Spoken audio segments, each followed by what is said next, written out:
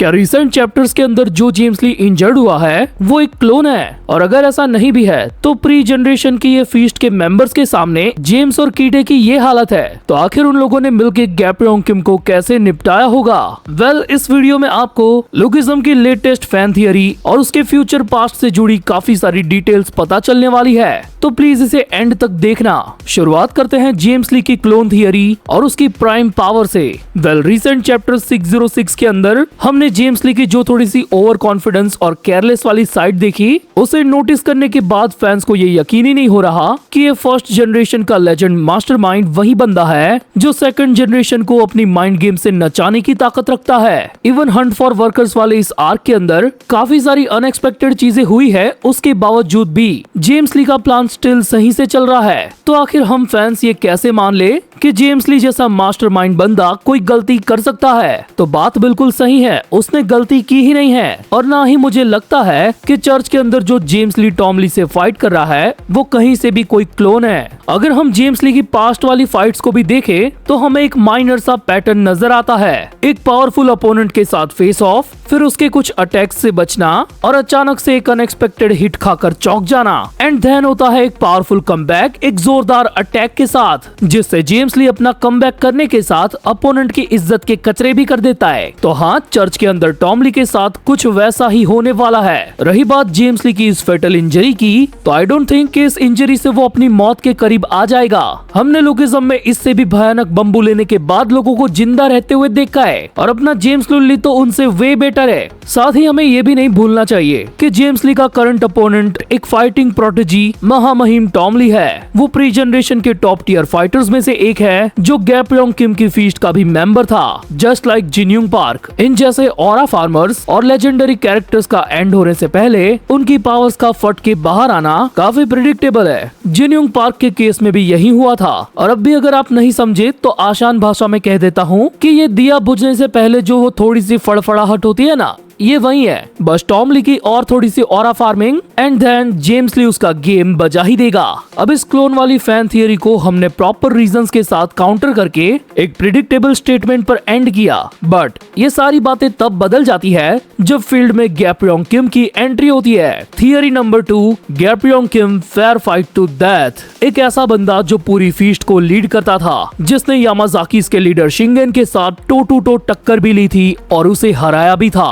मतलब हम ये कह सकते हैं कि ऑरा फार्मिंग गैप्योंग किम के कदमों में आकर खुद ही खत्म हो जाती है। जरा सोच कर देखो वो बंदा कैसा होगा जिसकी तारीफ खुद उसके दुश्मन करते थे। वो गैप्योंग किम इन टीनेज बच्चों के सामने एक फेयर फाइट में हार जाए, मैं ये तो कतई मान ही नहीं सकता। फर्स्ट जनरेशन की शुरुआत के टाइम पर जेम्स ली का पावर लेवल क्या था उससे हम अच्छे से वाकिफ है, और करंटली प्राइम कीटे किम अभी कितना ज्यादा पावरफुल है वो भी हम देख चुके हैं। स्टिल ओजी डैनियल पार्क और जिन्यूंग पार्क के सामने उसे थोड़ा बहुत स्ट्रगल करना पड़ा। अब हमें काफी टाइम पहले से लुकिज्म में यही बताया गया है कि गैप्योंग किम के मर्डर में कीटे किम और जेम्स ली दोनों शामिल थे। सो टाइमलाइन के हिसाब से वो दोनों तभी टीनेजर्स थे। मे बी शायद कीटे किम थोड़ा सा बड़ा हो, लेकिन स्टिल वो अपने उस पावर लेवल पर नहीं थे कि वो गैप्योंग किम के इस मोटे वर्जन को भी हरा दे। तो आखिर उन लोगों ने गैप्योंग किम को कैसे मारा?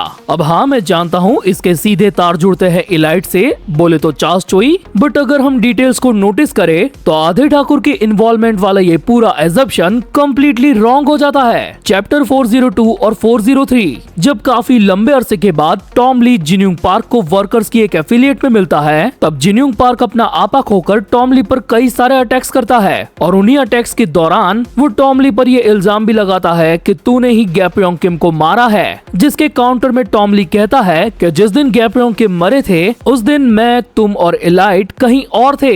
सो इससे एक चीज तो क्लियर हो गई कि गैप्योंग किम के मर्डर स्पॉट पर इलाइट था ही नहीं। हो सकता है उसकी इन्वॉल्वमेंट इनडायरेक्टली हो और उसी ने ये पूरा सेटअप बनाया हो। तो अब सवाल ये खड़ा होता है कि आखिर कीटे किम और जेम्स ली के साथ और कौन दूसरा शामिल था गैप्योंग किम के मर्डर में? क्या वो किंग मेकर जे था या फिर वही मिस्टीरियस पॉलिटिकल फिगर जिसका फेस हमें अभी तक नहीं दिखाया गया? बट इससे एक बात तो साफ है कि गैप्योंग किम की डेथ फेयर फाइट के थ्रू नहीं हुई होगी। इस पूरे क्राइम को अंजाम देने में कुछ और लोग भी शामिल थे, एंड दैट्स व्हाई जेम्स ली ने गन से कहा था कि मैं अकेला नहीं हूँ जो इसमें शामिल था। Theory number 3, the rise of Daniel park second body. Currently Daniel park की ओरिजिनल बॉडी हद से ज्यादा इंजर्ड है। उस बॉडी में मल्टीपल फ्रैक्चर्स है, काफी सारी इंजरीज है और हैवी ब्लड लॉस भी हुआ है। एंड ऊपर से ग्रुप में मारी गई ये मौत की छलांग उसे ना चाहते हुए भी कोमा में जाने का एक परफेक्ट कैंडिडेट बना देगी। हाँ, ज्यादा लंबे टाइम के लिए नहीं, लेकिन इतना काफी होगा डैनियल पार्क की सेकंड बॉडी को अपने प्राइम के थोड़ा और क्लोज जाने के लिए। जब लुकिज्म में सेकंड एफिलिएट वाला आर्क एंड हुआ था ना, उसके तुरंत बाद वर्कर्स ने सेकंड बॉडी डैनियल को किडनैप कर लिया था। एंड देन हम ये जानते हैं कि जिन्यूंग पार्क ने उसे कितना टॉर्चर किया। उसके बाद से ही डैनियल ने अपनी ओरिजिनल बॉडी को गन के सामने प्रेजेंट किया और ये प्रूव किया कि वो उसका मास्टरपीस बनने के वर्थ इट है। और फिर कुछ टाइम के बाद हमने देखा कि गन पार्क की ट्रेनिंग के बाद डैनियल कितना ज्यादा पावरफुल हुआ। सो फैंस के अकॉर्डिंग यही चीज अब रिपीट होने वाली है।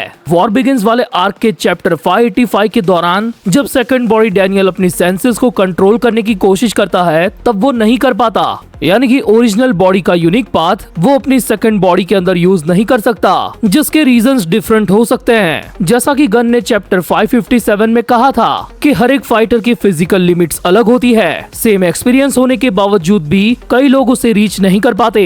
तो इन सारी इन्फॉर्मेशन के बेस पर अभी के लिए वो परफेक्ट टाइम शुरू हो गया है जब डैनियल पार्क अपनी सेकंड बॉडी को ट्रेन करे, खुद से एक्सपीरियंस को गेन करे और पावर के एक न्यू लेवल पर पहुंचे। बस देखना ये होगा कि क्या उसे अपनी इस जर्नी के अंदर कोई नया मेंटोर या मास्टर मिलता है या फिर उस नई ताकत को वो खुद से ही अवेकन करता है। सो इन तीनों थियरीज पर आपकी अपनी क्या ओपिनियन है ये प्लीज मुझे कमेंट्स में बताना। और अगर वीडियो पसंद आई हो तो प्लीज इसे लाइक भी कर देना। वो हाइप पॉइंट्स में मांगता नहीं हूँ, लेकिन अगर देने का मन करे तो दे दो यार। देने वाले बनो, लेते तो सब है। नमस्ते सभी, नमस्ते सभी, दिल से है ये नमस्ते।